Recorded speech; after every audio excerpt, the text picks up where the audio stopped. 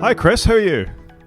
Good afternoon, Rod. Here we go. It is the 11th of May. It's still 2026, and it's episode 224. And as you can see, it's beautiful sunshine here in the Cotswolds. It's equally gorgeous here in Swansea. We had a brief rainfall about 12 o'clock, something like that. But it's gorgeous again now. So good late spring weather in the UK.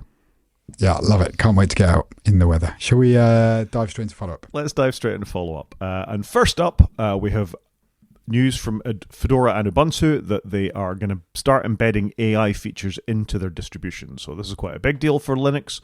Obviously, Windows has had this for a while, and annoyingly so, as we've talked about on multiple occasions with various Copilot things.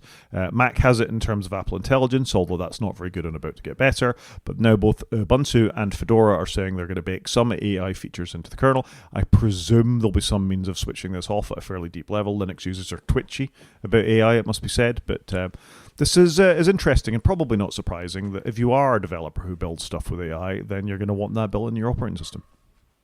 I think I was surprised by this. I just assumed, incorrectly obviously, that these were already baked in some way, shape or form, because every OS has got this stuff baked in. So it did take me by surprise. What I did like, though, is Fedora have basically said they're now going to allow support of AI technologies, but they've also gone, this is not what we're going to do. They've actually said what's not going to happen. And so the system image will not be pre-configured. Tools and applications included in the AI desktop will not be pre-configured to connect to remote services. And AI tools will not be added to existing images or editions. So I thought that was quite good that they've clearly drawn out what they're doing and what they're not doing. Yeah, it's nice to have that sort of delineation, isn't it? I think, Fedora is downstream of Red Hat Linux. Red Hat Linux is what lots of enterprises use. So I can't remember who owns them these days, but Red Hat they're definitely more of an enterprise focus than Fedora. Fedora's for end users or bleeding edge users. Ubuntu, which we've talked about before, is made by Canonical. Canonical is a South African/British Linux distributor who kind of for a long time were seen to be the default Linux distribution. It's based on Debian Linux. They're a little more cautious when it comes to tool chains and all the rest of it, although they have made some interesting decisions with things like snaps, which are a means of distributing light applications. Linux has always been a bit weird about distributing things. So when you make decisions to put it it's not in the Linux kernel at this point, but low level in your distribution, this is an interesting thing. And yeah, I agree with you. I think Fedora are taking a more measured approach than some operating system vendors that we've seen. Yeah, I just thought it was quite good how they're saying what they're not doing, because a lot of people tell you what they are doing, but they don't usually say what they're not doing. And I quite like the line and the view they're taking with that. I think it's good. Yeah, clarity is a good thing. A bad thing for Linux, however, is another exploit. This is called Dirty Frag, which is not a great name for anything, I've got to say, but this is sort of hot on the heels of last week's copy fail patch. My brain is not working this afternoon. Copy fail exploit that came out last week, which there was a patch for. This has no patch as far as we know at this point, and is not a great exploit. We're seeing you can see how the mindset is moving towards attacking Linux. For many, many years, it's been for attacking Windows. I think people have twigged that more and more people are starting to use Linux, and therefore these exploits are becoming more obvious, and it's hand in hand with LLMs and using them for attacks. We talked about, I think it was Anthropic's model, Mythos, that was good for these kinds of exploiting these kind of security vulnerabilities, although they were selling it as a means of protecting against security vulnerabilities. That we're going to see a bunch of these things very quickly, I think. Yeah, it does feel like ever since Mythos has broken ground, it does feel like we're getting some pretty serious vulnerabilities coming out of it. But I was just reading here, though, this gives immediate root access to your Linux distro. That's not good, is it? And it's in every distro of Linux. Yeah, I mean, this is a problem. I mean, it's a bit... Of course, it's in every distro of Linux. It's like these things that affect every distribution of Windows, 7, 10, 11. If there's something that goes back to 2017 that's still part of the operating system, then you're going to have these kinds of exploits out there. So that doesn't surprise me. I just hope at the time of writing this, and I'm looking at the date, this was on the 8th of May, there was no patch for this. Hopefully there's been a patch since. Yeah, fingers crossed on that one. But you'd have thought there'd be an update or a link to a patch, so I'm a little worried about that. Yeah, it's not. It's, as you say, it's not great. Something else that's not great for Elon Musk is that he's potentially facing a criminal probe in France. So this is part of the fallout of, we talked about it extensively on this podcast, about the distribution of almost child pornography on X. When you were having the Nudify apps, when all these things were more or less being completely allowed by X and Grok more specifically, users could upload anything and then, with a certain amount of simple prompt engineering, get them to distribute sexual imagery. He was called to be part of the French criminal investigation of this. He didn't reply to the summons, which basically means he could be facing criminal charges. So that's not good. It's not good. It was optional, and so did Linda Yaccarino, so the previous CEO. They both got called up. But we both said at the time, nothing really seemed to happen to resolve this. It seemed like, this is fine, whereas it's not fine, and they should have just dealt with it quicker. It's not good. No, it's not. And I mean, Elon probably needs to be a little careful about this, because a judgment in one EU nation is a judgment in all of them. I mean, that's part of the point of the EU. So it could be problematic. I mean, it is interesting that Musk called this a political attack. I'm sorry, but distributing these kinds of things on your social network is not political. No, it's not good at all, is it? It's not political. Sorry, just don't do it. Yeah. It'd be interesting to see how this one plays out. Is it just going to drag on and he's never going to appear, though? I mean, he's historically been quite good in court when he's been in various things in the United States, at least, and it doesn't tend to go anywhere, as we've seen repeatedly. This feels a bit different, though. I think that a lot of countries were quite annoyed by the lack of speediness or a certain amount of tardiness from X in dealing with these images when they came about, and we talked about it here. So, yeah, I mean, we'll see where this goes. I believe that there's an ongoing court case with OpenAI, the early sort of financing of that and how that was set up as well. That's ongoing in America too, that The Verge have been reporting on. And he hasn't been coming over particularly well on that either. I mean, it's court. Who knows how these things will go? We haven't seen any sort of long-term implications for any of Elon's businesses recently, so time will tell. It does feel like it's been Elon light lately, to be fair. Have you missed us talking about Elon? All this Palantir talk got you sick of talking for the old days about Elon? Yeah, maybe. I deliberately left out a Palantir story this week because I knew you wouldn't be able to take anymore. No, it just makes me angry. I'm not an angry person. Well, I'm sorry about that, Chris. How about something that'll make you less angry, or possibly just as angry? We've talked repeatedly over the last few weeks about chip shortages and memory shortages causing all sorts of supply chain issues for Apple. Well, here's another one. Apple has kicked off a new run of A18 Pros because the MacBook Neo demand has exceeded expectations. I can't believe they were caught napping here. That they didn't think this was going to be huge. You've got a brand new device which looks awesome, which seems to run okay, and it's not supply constraint, which feels weird, whereas nearly half their lineup is, and they were surprised that they're going to sell another 5 million of them. And I must confess, living with a 14-year-old, he really wants one of these because their marketing has worked a treat on him, and just the general appeal of the device, it looks fun. So I'm surprised Apple were caught napping. It's good they're going to make some more chips and just not let it die on the vine, because that would be a bit negative, wouldn't it? I mean, I disagree. I think they are supply constrained. If they can't get more of them into people's hands, then you're supply constrained. Yeah, but then that's more over there underestimating popularity rather than the shortages. That was my understanding. It's not like Apple to do this kind of thing. They're normally quite good at guessing. It'll be very good. Make a cheap product. People want to buy it. Who knew?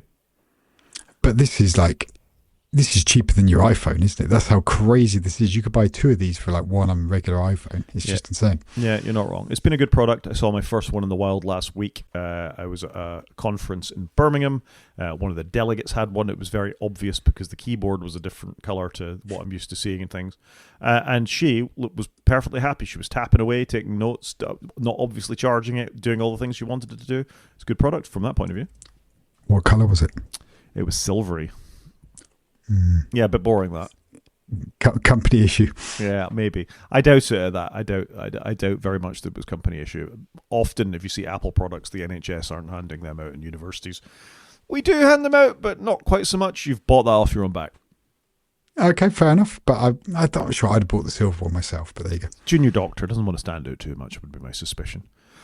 Yeah, okay. I want to go on a brief rant. I switched off my ad blocker for this podcast, so I'd be able to have Rotten Tomatoes. And look at this awful advert about TV presenter drinking olive oils for a month repeatedly on this 9to5 Mac article. It's gross. Do you know what? My built-in ad blocker just in my head just skips them all. I'll be honest, I don't even notice anymore. And 9to5 Mac is awful for adverts. I really hadn't realised quite how bad it was, but that's dreadful. Yeah, agreed. It's awful, and I hate the repeated adverts. Like, it just looks really amateurish. Lazy. The next time they talk about, what do they call them? Chum boxes or whatever they are at the bottom of the chum boxes. They repeat it, the advertising thing of, try this weird skin thing for the last 50 years and this will happen to you. This kind of garbage is what you see. Dreadful. Okay. Speaking of supply constraints. Nicely done. And this time from Mac Rumors, not from 95 Mac, so we'll see if their advertising is any worse. We've had further reductions to the choice of availability of Mac Studio. So we reported 2 weeks ago, I want to say, maybe last week, about how the low-end Mac Mini had gone. Now we're talking about the Mac Studio and other Mac Mini RAM options being constrained as well. So you can only get an M3 Ultra Mac Studio in 96 gigs of RAM configuration. Seems like a lot of RAM, that. With M4 Max one's wait list of 9 to 10 weeks. You and I were talking before the podcast about other supply-constrained laptops and things now. It's really beginning to bite, isn't it? Yeah, I think Apple had done really well to weather the storm, and then all of a sudden, they've really been hit with it. So they've removed some RAM configurations, and now they've got really long lead times, which they just never had before. So yeah, 9 to 10 weeks for a Mac Studio. Like, it's crazy. And it's been out, nearly a year, I'm going to say. I think it came out a year ago. So it's crazy, isn't it? And if you want to buy them on eBay, they've really gone up in price. So if you've got one lying around, it might be a good time to sell it. Well, it's an M4 as well. It's not like I suppose that is the most up-to-date you can get in the Mac Mini and Mac Studio at this point. But yeah, it's not even the newest chip. So are they deliberate? They're not deliberately constraining them, but presumably at this point in the life cycle of the M3, M4 chips, they wouldn't be expecting to make more. And as it's silicon and it's all on the same die, it's a bit of a thing to make more. Why would you make more of the old ones when you've got the new ones coming out in 10 minutes or something like that? So, I mean, who knows? Even as we're speaking on a Monday, and usually for us, maybe tomorrow, Tuesday, there'll be announcements. But this is bad. If people want to buy your product and you can't satisfy that in any sensible way, it's a problem. Yeah, I'd agree with you. I don't think we're going to get any announcements, by the way, but it is really bad, isn't it? It is really bad. Something that's less bad and has been predicted for a while is sideloading. So the release candidate of iOS 26.5 has support for app sideloading in Brazil. And I couldn't find the article, although I could swear I sent it to you in the week, that there was a screenshot of all the exceptions to allow sideloading in EU, Brazil, Japan, Korea.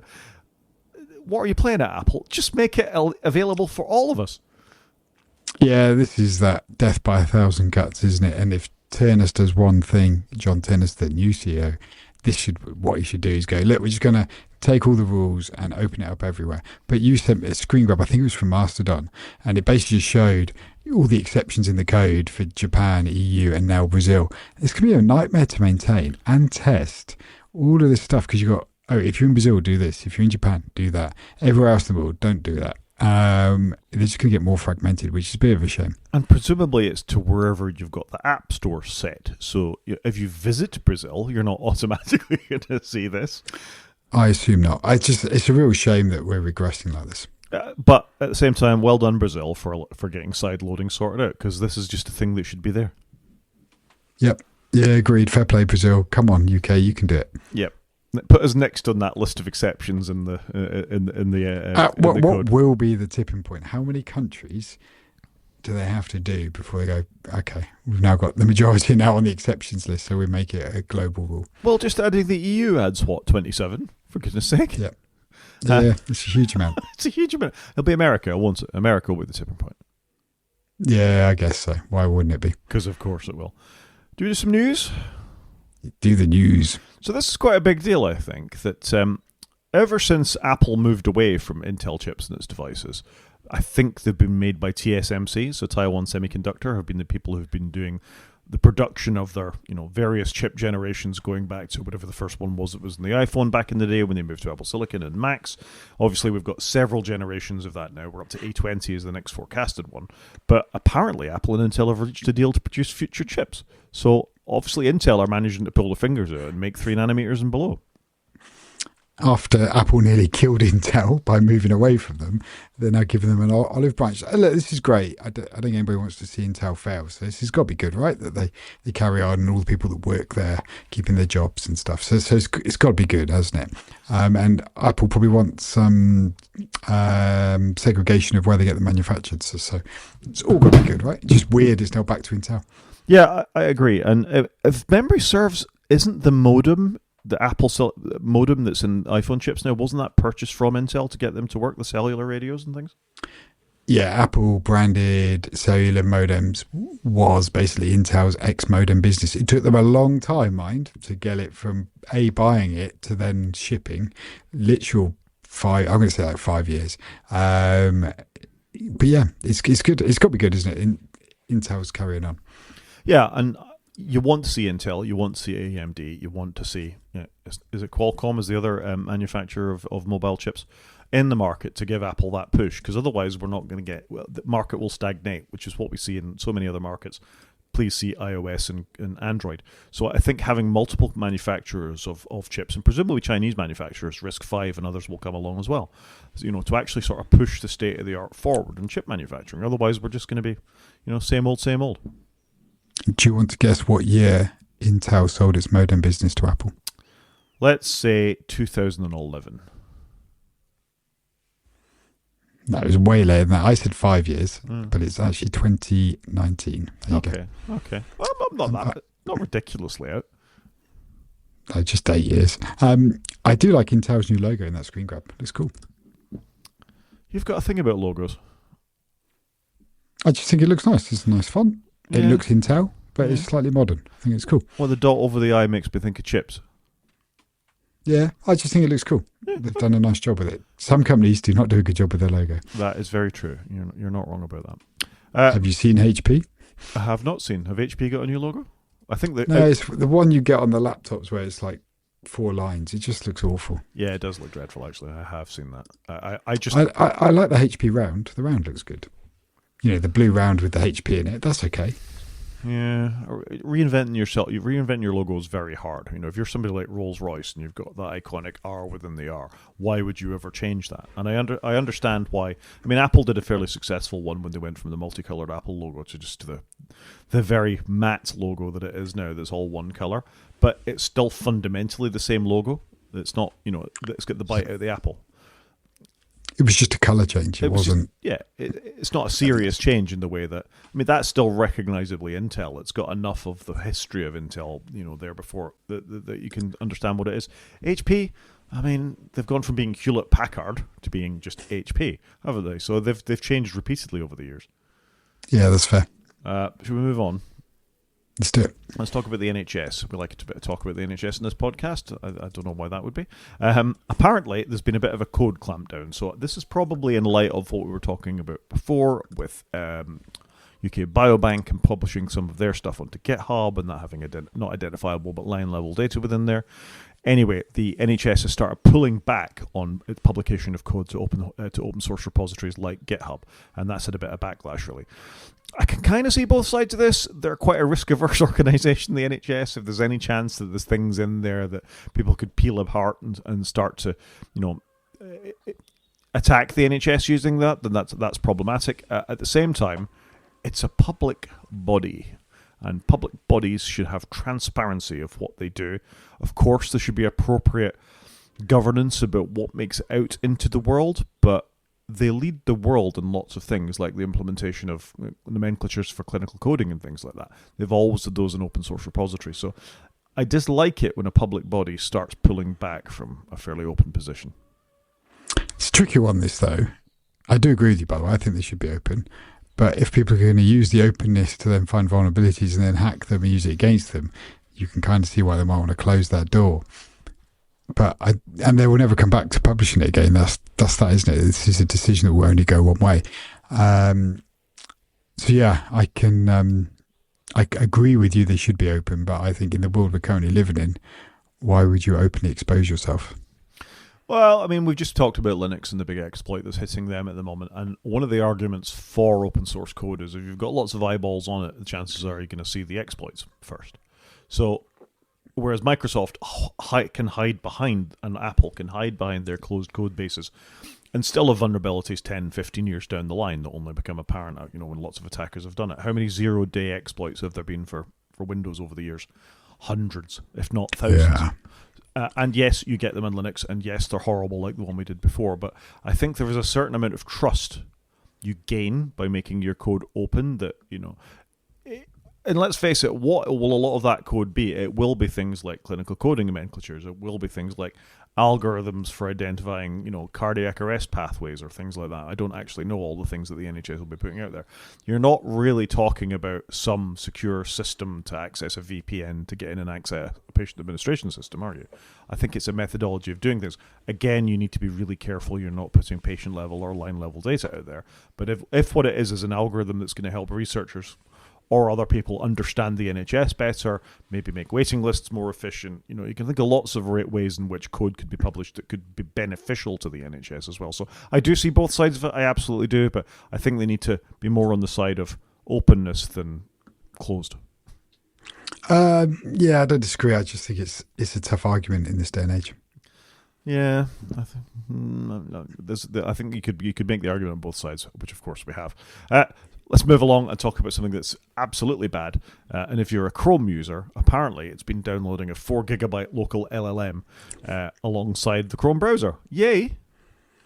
Yippee! Another reason why not to use Chrome. I've never been a Chrome fan. I can't explain why. Just never really. I was always Firefox and latterly Safari. This isn't great, is it? So basically, if you're using Chrome, it was a 3 gig file back late last year, and now it's moved to be a 4 gig file. So this is only going to go one way by the looks of it. And this is basically downloading like a local LLM that Chrome will use. But you wouldn't know about this because it just does it. Why would they tell you? And I do think we are in the era where 4 gigs isn't that much anymore. But there are quite a lot of people that still only have a 256 gig laptop. And Apple's, up until recently, I think still sold that as its baseline storage. So that is a bit of a concern. Yeah, I mean, the point of this is presumably to speed up what it's doing when you are making use of Gemini and other things like that, and have some of the functions off-boarded. I think it's part of its prompt API is the way this is built in this Register article. Where I'm thinking on this is, A, Chrome lives on smartphones as well. Smartphones are a lot more memory constrained. And B, Chromebooks, which are even more generally memory constrained than even MacBooks, and potentially less efficient as well. So having a 3 to 4 gigabyte download, which you're not expecting just as part of the browser, when I download in a Linux ISO to install on a laptop, it's 3.7 gigs. That's a whole operating system. It's crazy, isn't it? Strangely ironic, though, isn't it, that Google obviously famously does the services company that does everything server side, and now they're installing local LLMs stealthily. So it's just not a great look, is it, Google? Come on. Yeah, you can and should do better, Google. Agreed. Somebody else that has to do better is Apple with their Apple Intelligence. It's obviously been widely criticised. I was just swearing at it moments before this podcast started because it decided to start the microphone off on my phone, and I have another reason to swear at it when I talk about what we're going to talk about in the main show as well. But apparently they're going to allow you to choose a third-party AI, and I don't think this is a surprise at this point. It has been widely hinted at that we're going to be able to say, do you want Gemini? You can have it. Do you want ChatGPT? You can have it. If you want Apple's own thing, probably you can have it if they've ever finished it by then. I doubt they have. But they'd already announced that they had, and they've already got that in the current iOS. You could pick. Well, you can only use OpenAI, I think, for Siri to back off commands too. So this isn't a big shock. It's just they never had a deal with anybody else. And they've obviously delayed the Google one, I guess, to coincide with the launch in a month's time. Yeah, I think it's a bit deeper than that, though, isn't it? Presumably, you were always only going to be able to the original intention was that Apple Intelligence, because of its privacy modes and all the rest of it, would be all you could use for managing your photographs or doing on-board things. This is presumably, actually, I don't want Gemini. I want Anthropic's engine to manage all my writing, my image generation, my photo management, I don't know, why isn't the settings button working, all that kind of stuff. Yeah, okay, fair enough. Okay, I was expecting more there, but okay, fair enough, yeah. Well, yeah, I'm struggling to get excited about Apple doing anything with AI. I think that's the problem, because until we see it, and how much are Apple doing and how much are they backed off to Google or OpenAI, don't know. But I just can't get excited by it because I think they've just been such a damp squib with it up until now. Yeah, fair enough. And last but not least, you sent me a story a couple of weeks ago about Notepad++, a famous Windows code editor coming to the Mac. And I kind of went, because I'd forgotten Notepad++ was a thing because I've been a Mac user for many, many years. And it seems like there was no permission to the developer. That's nasty. Yeah, so a couple of weeks ago, I sent you a message. Notepad++ comes to macOS. I was like, that's cool. I love Notepad++ when I was a Windows guy.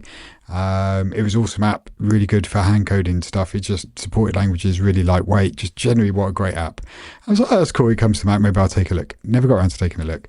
Article comes out this week and it's basically saying this person who's taken the open source of Notepad++ made it look like it was an official port to the Mac, but it wasn't an official port, but he kind of did it in not a terribly nice way, and the original developers reached out and it's asking for a correction.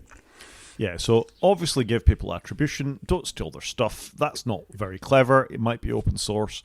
Sticking it on a Mac with Notepad++ is bad. You know, there are lots of good code editors on Mac. I would recommend again Zed is quite a good one. It's very fast. It's written in Rust. It's a well-designed engine. If you want to use Notepad++, A, use it on Windows, or B, call it something else and reference the original developer as is the right thing to do with open source code. I concur with everything you've just said, I think. So I won't be checking this out. It's annoyed me. Yeah, I think that's perfectly fair. And I'll say it again, there are lots of good code editors to choose on Mac. You can use VS Code, VS Codium, BBEdit, Zed, like I've said before, many even comes text edit is almost usable, almost. And if you're a terminal guy like me, you can just fire up VI inside of the shell anyway. Zed looks proper geeky. I've just checked it out. But what gets me is they've got like an interactive screenshot of it where you can scroll inside the window of the screen grab. It's very clever.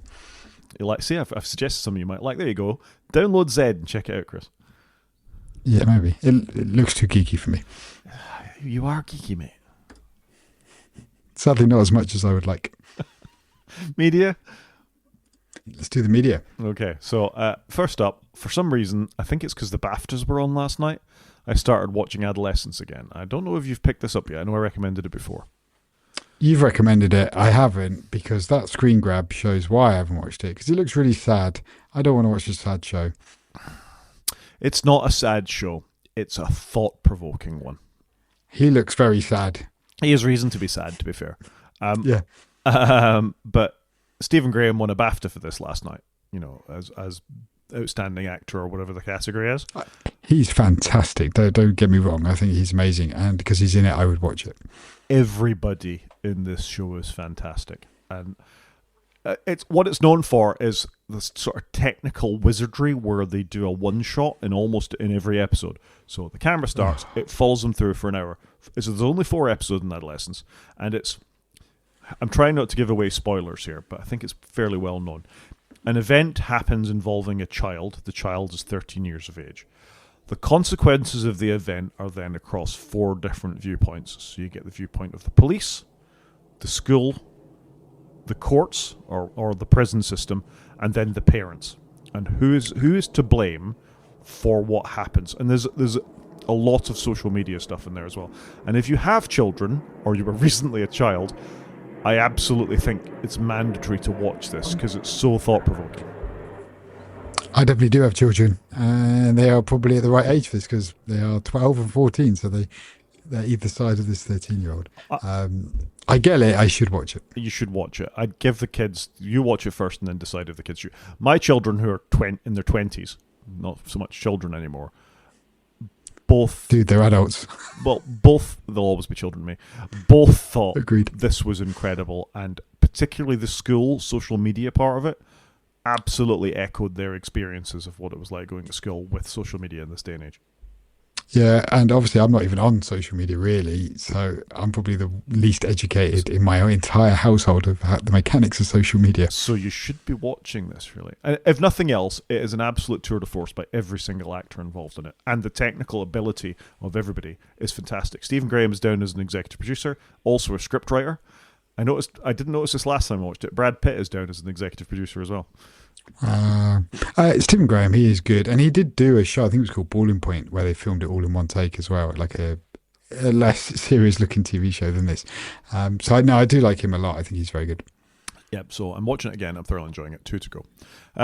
Something else. Got quite a low score on the popcorn meter there, though. But for the viewers, gave it 74%. Yes, probably. It's probably because it's controversial content that they've actually, you've got. It's not an easy watch. If what you want, what you said is a happy-go-lucky show, this ain't that. I don't mind a show that's a little challenging. This looks very challenging. I think that's my concern. In a good way. Okay, understood. Just watch it, Chris. That's what we're going to boil that down. When I next get Netflix, I will take a look. All right, For All Mankind, now in season 5. I don't know. I know you watched the previous seasons 4. Have you started this one yet? I have not started this. You're going to hear at the end. I've just caught up on a bunch of stuff, so I was trying not to start more stuff.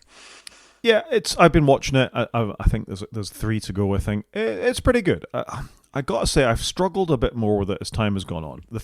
Certainly the first season was excellent. The second season was good. The third season was all right. The fourth season was tolerable. The fifth season is. I think they've lost touch a little bit with what made it great.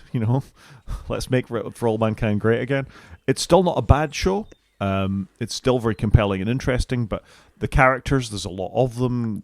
They keep moving people into place for the next season rather than focusing on the season that you're on now, and that becomes more apparent the longer that you watch it. I stick with it. It's still good, but I think I'm more in line with the audience here on the 74% than the 91%. Yeah, your tone said you're aligned with them, and I agree with you. Some of them, it does get hard to remember everything that's happened, I think, and you can't always afford to go back and rewatch them all.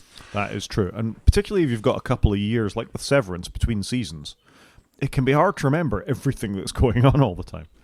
Well, if you recall, when season 2 of Severance came out, I actually went back and rewatched the whole of season 1 because I just couldn't remember what had happened. No, I'm a huge fan of Foundation. I think it's one of Apple TV's best shows, but so much happens in a season of that. By the time 18 months has gone by, I need to go back and watch season 2 before I can watch season 3, and it's put me off watching season 3. Yeah, because you've got to double your investment of time. You do. Something you don't need to think so hard about, but it's just excellent, is Race Across the World. We're in season 6 of that now. I love this show. It's just got everything I want in a show. I've thoroughly enjoyed the people in this series. Normally there's one couple in the Race Across the World I'm a bit like, it's time they should go home. None of them I feel like this time. They've all been terrific contestants. Strongly concur with you there. I'm not quite caught up, but I'm 3 or 4, maybe 5 in. I can't remember where I've got to. Yeah. Tbilisi is where I'm at. Tbilisi. I'm going to go against the show notes slightly, Chris, and you can tell me you've got War Machine in here. I put War Machine in here because you watched War Machine, and for some reason I then watched War Machine, and I think I would concur with the popcorn meter of 60-odd%. I enjoyed the start. I thought the start was good, and you knew what the story was. They did stretch it a little bit, and I don't know. It was a little too predictable, sadly. Quite gory. Yeah, quite gory. I quite enjoyed it, though. I got to say, this was believe me, I was expecting a 50% movie, and I think the 64%, which I'd agree with, that was fine. It's a perfectly watchable film. Not a bad film, not a great film, slightly better than expected. And I thought Alan Ritchson was great in it. He was very good. And like I said, I was enjoying it at the start, but I don't know, it just seemed too cliched for me. I think that's perfectly fair. And you've also written Taskmaster, Friends and Neighbours, and Who Wants to Be a Millionaire. So I had a massive catch up on stuff. Really enjoyed myself. So I've watched. I'm annoyed because I'm up to date with Taskmaster and I wanted more. Give me more. So that cheesed me off. I didn't realise that I'd caught up. I thought I was really, really far behind. Then I've been watching Friends and Neighbours. Did you watch season 1 of this? John Hamm, Nope. Apple TV. Loved season 1. Season 2's okay, but again, I've annoyingly caught up with myself, and it's good. But it feels like they're stretching it a little bit from the first one. But it's got a hell of a cast in it. And then finally, I watched Who Wants to Be a Millionaire. I watched this young lady lose a huge amount of money. And then I also watched somebody win $1 million, which was kind of cool. I've never really got on with Who Wants to Be a Millionaire. It's Clarkson that does it now, isn't it? I love the concept since the day it came out. And if you just want to chuck something on and be entertained, it's awesome. They got a nice range of questions. I just enjoy that thing. My general knowledge isn't fantastic, but I just enjoyed watching it. And the guy who won $1 million, he burnt a load of lifelines early doors and then went on won £1 million. It was, his knowledge was very impressive. And and Clarkson makes it entertaining, as did the previous guy, Chris Tarrant. just generally enjoyed it. And what blows my mind with that show is it hasn't really changed. They've tweaked it a little bit, some of the like the milestones and stuff, but nothing major. It's still the same concept as it was 30 years ago. It's fantastic. Love it. Best thing about Who Wants to Be a Millionaire is it's featured in Slumdog Millionaire. Have you seen Slumdog Millionaire? Yeah, and I was telling my son about that. And I quite fancy going to rewatch it, to be honest. Yeah, it's a good film. I haven't watched it in years. Obviously, Danny Boyle, who I've got a lot of time for, great director. Trainspotting is one of the best films of all time, and I'll fight anyone who says otherwise. I don't know if that's said like a true Scot. Well, absolutely, I'm going to say that. Even though Danny Boyle's not a Scotsman, he's I think he might be an honorary one because of that film. And Slumdog Millionaire is a great film. I may have forgotten enough about it now that I think I'd enjoy it on another watch. Yeah, I would agree with you there, but it was just enjoyable. So there were 3 TV shows that I've caught up on, and very different TV shows, but I actually enjoyed all of them. And there you go. I just want to come back to Taskmaster. Good cast this year, huh? Stellar cast, really good, very funny. Seem to overlap well. They're good in the studio segments at the end. They're good on their tasks, very funny. It just seems to work. They do. I don't know how they pick them, but they've picked really well. Yeah, and I love the whole Kamal Nanjiani. He's so famous thing. Yeah, he's good. I didn't know he was that famous, but he's good. He's pretty famous. Who knew? He's been in a Marvel film, man. You're so in touch with media. Speaking of being in touch with media, I actually touched some almost digital paper, because I've been on holiday. I've read 2 books. 2 books, look at me. So the first one is a new series by James S.A. Corey. James S.A. Corey is a bit of a misnomer. It's actually 2 people, not 1. And why they're interesting is they used to be George R.R. Martin's editors. So the guy that wrote Game of Thrones, this is the people who used to edit the Game of Thrones books. And they started their own book. The series was called The Expanse. The Expanse became a major TV show on Amazon. I think there's 9 books in the Expanse series. It's fantastic, hard science fiction. You know, they've actually thought about things like the physics and yada, yada, yada. And this is an interesting new series by them that I picked up because I think, they write quite good pulpy hard science fiction, if those 2 things aren't too much of a misnomer. And I just thoroughly enjoyed this. It's set at some time in the future. There's humans on another planet. Some basically godlike aliens come along and just completely destroy everything. And it's about how the human beings cope just being chucked into the melee with the idea being aliens. Their morals aren't the same as ours. Their thoughts and ethics aren't the same as ours. How do you live in a world where everything is alien, even their approach to things? And I just quite enjoyed the concept. Okay, I don't read a lot of space science fiction, I must confess. I do note that the genre here says space opera, which I find interesting. Yeah, it's something I don't know a huge amount around. I will read a little bit of science fiction, but you read a lot more science fiction than I do. I do. I read the other stuff as well, which is fantasy, and of a note, because I watched the Night of the Seven Kingdoms TV show, which I thought was excellent. I also then went and found George R.R. Martin's Night of the Seven Kingdoms. He wrote 3, they're basically novellas about some characters from set about 100 years before the events of Game of Thrones. There's a knight who is Dunk, Sir Duncan the Tall, and there's Egg, who is actually one ends up being a king of Westeros, although that's not immediately obvious when you start reading the books. It's not much of a spoiler. He's Aegon Targaryen. Very readable little books. If you've ever had a vague interest in Game of Thrones, I think Night of the Seven Kingdoms, certainly the TV show is a good place to start. And these are very readable books. Fair enough. I do like a novella, I must say. Something that you can just whiz through generally in one sitting. Yeah. And that's it, unless I've missed anything in the media. I did joke earlier that you're having a midlife crisis. You started reading actual books, because normally that's my job. Well, I struggle to read because I read quite a lot for a living. I read academic papers and things like that for a living. So actually taking time back and reading for entertainment again, which, let's face it, I used to love reading for entertainment, feels like a bit of a step occasionally. Yeah, no, I get it. And you always used to read it way more than I did when we were students at university. So, no, I'm there. I love a good book. I must confess I read a load on holiday and then I've struggled to get back into it. So for me, it's very peaks and troughs, I think. I think we're all like that. And when you are busy and you've got work to do, then sometimes you want brain off and just absorb a film or something like that instead of. I feel like you engage more with the book because you're obviously working harder to work out the characters and the situations and things like that in your head. It's more active than passive. I completely agree. Main show. Let's do the main show. So what have we got? So I've been a foolish boy, and I've changed my iPhone just before September. Well, yeah, why would you do this? Okay, so let's go through it. First off, I've bought an iPhone 17 Pro. It's a lovely blue. I was going to say, you need to turn it around when you see the blue. It's a lovely blue phone, not like your... Are you pleased with the blue? I'm very pleased with the blue, actually. I was initially a bit disappointed. I got it slightly cheaper because blue was the only option if I went for it slightly cheaper. Obviously, not a lot of people bought the blue, so that's worked out okay for me. I saved about 100 quid, I think, over the full price. So that's a good amount of money. Yeah, I think it's worth going for blue for that point. And I actually really like it. I think it's a nice, subtle, dark tone of blue that I'm happy with. What shall I talk about? Let's talk about the actual device to begin with. I've gone Pro this time and not Pro Max. So that's the first time since the iPhone 13 that I haven't bought the bigger phone. And what's your logic here? I feel like I'd have something different for a change. I've had the same size phone going back many, many years. So I wanted something that felt different in my pocket more than anything else.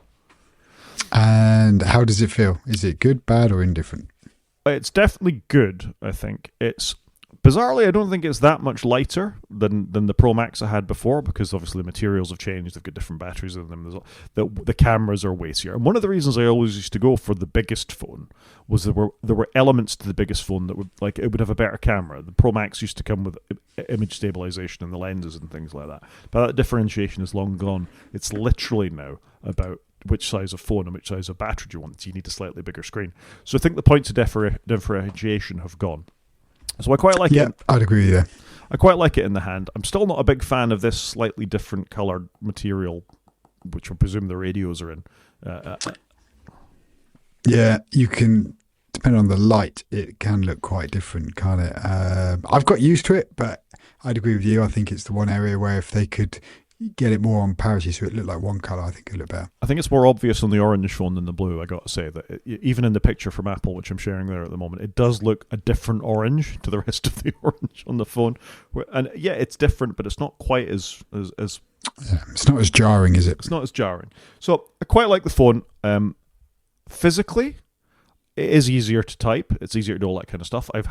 My font size feels a bit reduced, and I've got old man's eyes these days, so I do slightly struggle with but it's not the end of the world. I can see it without my glasses on, so that's fine. And it feels nice in the hand. I can get my thumb all over the keyboard. I can type one-handed. I don't feel like I'm stretching from one side to the other with my thumb like I was with a bigger phone, so that's all good. I would concur with all that. I don't think I could go back to the Pro Max. I had a Pro Max when it was the iPhone 12, and it was just too big for my little hands, if I'm being honest. And I once managed to chuck in my pocket. Since I've gone back to having an iPod, I'm like, man, these iPods are really light, really small. And I'm like, how did all our handheld devices get so big? And devices are just so big now. Yeah, I'd agree with that. I will say from a physical point of view, it does not, other than when I was doing the transfer, which we're going to talk about in a minute, it does not get hot. This whole vapor chamber thing wasn't vaporware. It actually does feel like it's doing something. Yeah, no, I think that's fair. I've had it this whole time, nearly not a year, but whatever, 9 months. It's been fantastic. Very, very cool. I didn't have the 16, which I believe the 16 got incredibly hot. I never had that phone. But no, it runs really cool. I really like the feel of the whole phone. I like the rounded corners, the feel of the materials. I think it feels genuinely like a premium device. It's lovely. Yep, I agree. I have bought a very cheap £10 case for it, which has got a little bit of a felt lining in there so it doesn't get scratched, because I don't want the big scratchy things around the edges like I saw lots of people getting. And just for a bit of variety, really. That I was caseless for the last 9 months of my 15 Pro Max, and it felt like a nice device. It survived quite well. I had one slight scratch across the screen, but the rest of it looked brand new. But because this is new and shiny to me, I thought I'd stick a £10 case in it and just see how that goes. Fair enough. Moving on, the transfer to the new phone was absolute hot dog poo. It was truly, that good. truly dreadful. It failed 4 times. I tried phone to phone. I tried phone to phone again. I tried from iCloud. Then I tried iCloud again. And thankfully, I went through on iCloud the 5th time of asking. Both phones were on charge. Both phones were next to each other. Both phones were on a very fast, wireless network near the router. What the hell, man? I've got no good answer for this. Occasionally I struggle. I also got a new iOS device this week, and I had to do it twice to get it to take, which was frustrating. So I can only imagine your pain. It's different when it's your phone. Like doing your iPad's a bit easier, right? Where because it's usually your ancillary device, but your phone is your main device with your contact number on it, your MFA abilities, and all of that. And you just want it to sail through. And the uncertainty about what's where, has that made it over? Are my contacts there? Is my banking app there? What if somebody texts me halfway? Where's it? You know what I mean? At what point do I transfer the SIM card over? There's so many unknowns when you're actually doing this. And then for it to fail 4 times, you're like, this is more hassle than it's worth. Why am I doing this? Yeah, I'd agree with you. And it does take the sting out sometimes of getting a new phone or the excitement because you're like, why have I done this? I could have just stayed on my old phone and it would have been fine. This is lots of hassle. And at that point, it's probably worth saying, why have I done this? I did this because A, the battery was getting on a little bit. It wasn't terrible. It was a big phone anyway, so it had a bigger battery, but it was becoming noticeable that it was less reliable than it used to be. The USB-C port was annoying me, that if I put the wrong kind of cable in, it wouldn't settle into it properly. It might not charge when I thought it was charging. So that combined with the battery was a bit of an issue. And then the thing that really drove me over the edge was contemplating buying a new phone this year and the shortages of everything drastically affecting the price. Now, Apple will be able to absorb a certain amount of that, but not all of it.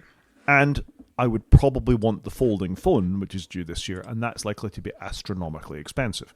So if I got in early, I can let the folding phone get through its teething problems, see how people get through with it, all the rest of it. Hopefully the RAM crisis of 2026 will be past it, and we'll be able to have slightly more affordable gadgets in the near future, and I'll have a good phone in the meantime.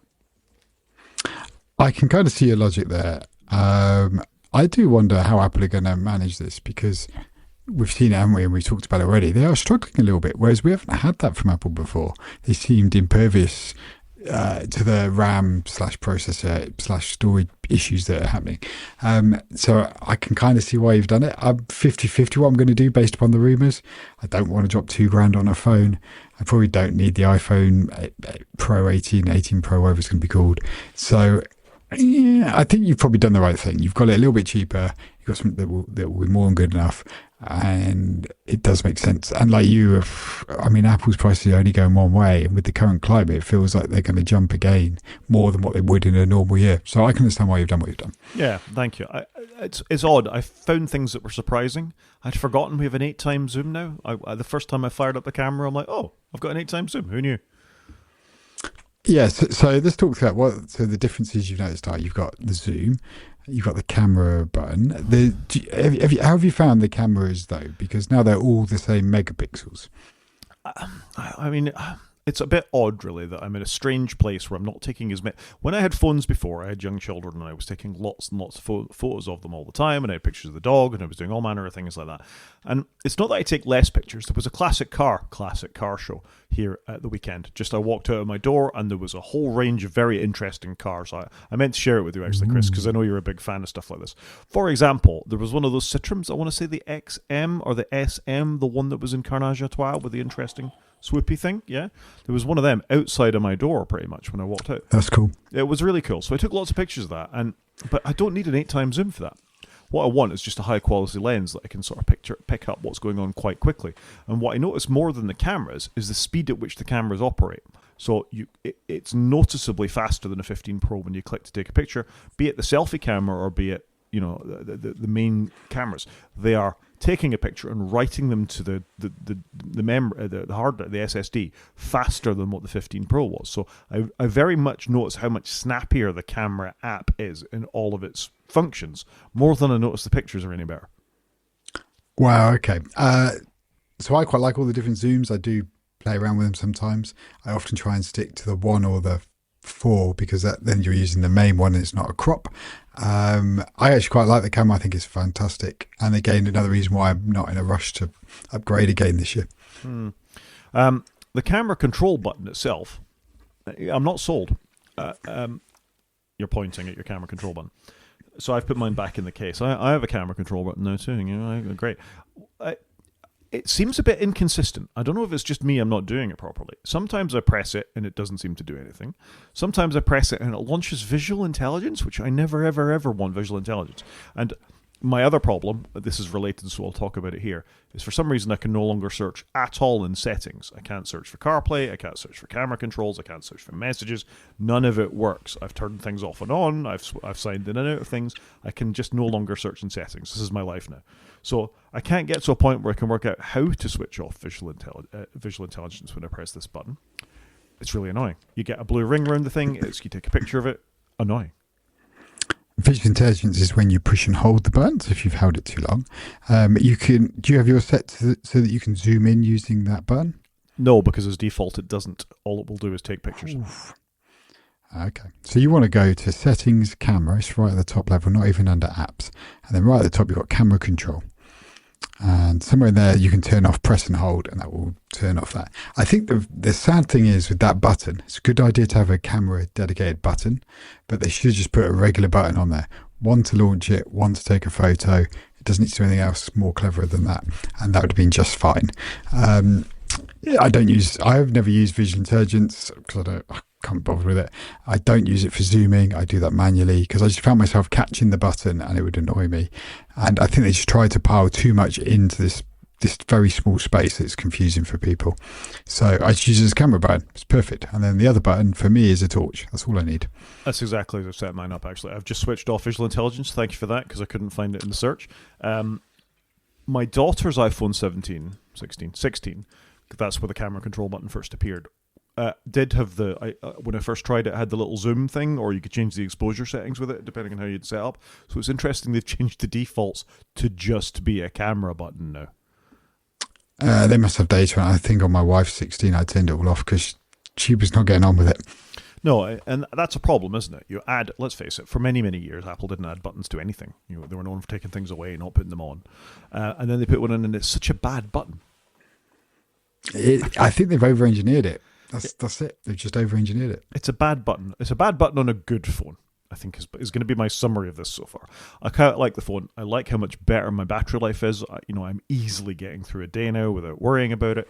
I've, just for the purposes of this, put my Apple Watch back on as well, just to see how the things will pair up. I know. I'm not sure I'm loving the Apple Watch quite so much because I've got a different perspective on it now, but they go quite well together. I've got a nice dark blue watch band. I've got my dark blue phone. I think that works quite well. I'm liking the phone. I'm liking having a smaller thing. I don't feel it's taking up a massive amount of space in my pocket. I can chuck it in the car now, and it's not, this massive angle thing sticking out of a receptacle in the car. So I think there's positives to it. And once I figured out where CarPlay was again when I went through the settings, I managed to get it repaired to that too. So that was great.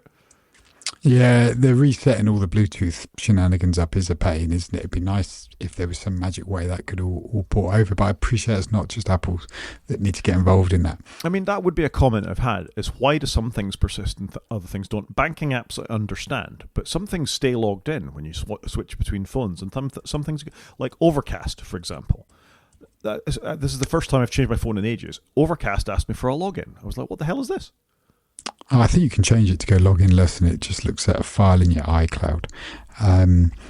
Yeah, but I agree with you. Some things are inconsistent, and it kind of makes you want to open up everything before you blitz your old phone. Yeah, because that's the worry, isn't it? You nuke your old phone to hand it off to a family member or sell it, and you're like, maybe there was something on there that I really needed. Like I'm currently wondering if my bicycle, my VanMoof bicycle, which had an app and a lock on it, and I don't know what the status of that is. I'm sure there'll be a way to sort it out. It's not that they've gone bust or, oh, wait a minute. They got bought, didn't they, I think, by Cowboy. McLaren. Oh, McLaren, okay. But you're right there about the battery thing. Like, if only Apple would allow us to swap our batteries out easily without paying a huge amount of money, it would be such a game changer. And it's probably, sadly, it's probably why people upgrade the phone. Yeah, I agree. Anyway, it's interesting. I feel like I'm in quite a good place. Hopefully the iPhone 18s don't come along and make me regret everything I've done, but we'll soon see. They're going to be better, aren't they? But I don't think it's going to be a game changer. No. Do you want to say anything else about your new iPad? I got a new iPad. Hey! It's massive. The keyboard weighs a ton. I've got the iPad Pro M5, 13-inch. The screen's lovely on it. Like, fair play, Apple makes some amazing screens. The keyboard is lovely, but it's so heavy. Like, the keyboard over doubles the weight, I think. I don't know what the exact weights are. So I had the 11-inch before. I've now got 13-inch. This is a work device.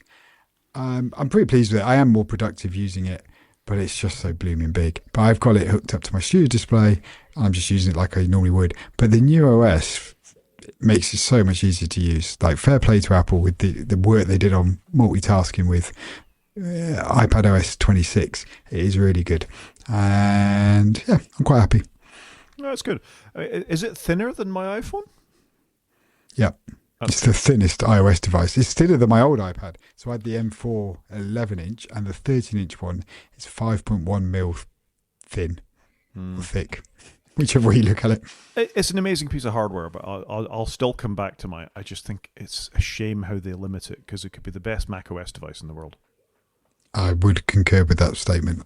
If it would be fantastic, and I love it. I love that I've got Solar in it. It's a great device. So this is for my M1 iPad. It happens to be lying here. It's one of the smart cases, Folio, whatever these things are called. And you're right, it weighs a chuffing ton. It weighs a ton. They look great when they're brand new, but not very long later will it look a mess and be horrible. But I do love my iPad, you know that. It's a great device. I just wish the keyboard case was a little bit lighter. So I think they've fixed this, but one thing I always struggled with was how this angle which the iPad sits on never goes back far enough. Like on my and they're quite constrained on Macs anyways. If you get used to Windows/Linux laptops, you can move the screens back a lot further than you can on Apple devices. And this was the thing that always wound me up about iPad cases, is that this angle isn't good enough. I don't think it's much different. The keyboard's slightly better than one you had, but it's not that much different. So here is a Lenovo old Carbon X1 laptop. And, you're going to show it like completely everything. And through the magic of video, I can open it like that. You know, so Rod has got it like 100, so it's completely flat. So the keyboard and the screen are as flat as each other. You know, you've got that range of motion in the hinge, and this is what a 7-year-old laptop at this point, and there's no flex or wobble in that. So other people can make it. It looks very light the way you're holding it as well. It's an extremely light laptop. It's got an Intel, whatever the 8th generation i7 is in it, and look how thin the thing is. You know, who says Apple are the only people who can make laptops?